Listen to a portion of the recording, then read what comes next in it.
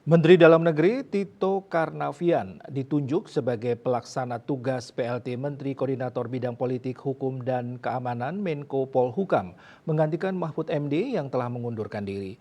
Penunjukan itu disampaikan Presiden dalam keputusan Presiden nomor 20/P tahun 2024 yang ditandatangani di Jakarta.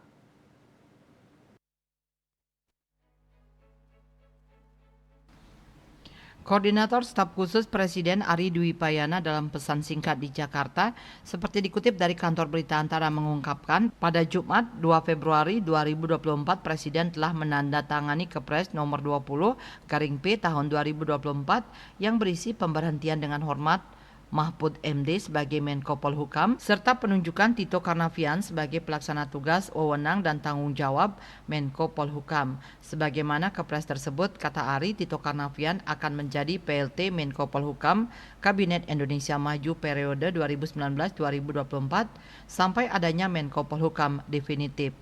Mahfud MD telah bertemu Presiden Jokowi di Istana Merdeka Jakarta untuk menyerahkan langsung surat pengunduran dirinya dari jabatan menteri di Kabinet Indonesia Maju. Mahfud yang merupakan calon wakil presiden nomor urut 3 menyatakan ingin mundur guna memberikan contoh kepada pejabat negara lain agar tidak menyalahgunakan jabatan dan fasilitas negara untuk kampanye pemilu. Ia juga sudah mendiskusikan langkah politiknya itu dengan pasangannya pada Pilpres 2024, calon Presiden RI Ganjar Pranowo, serta dengan partai pengusung, pendukung, dan tim kampanye. KMB Bali Post melaporkan.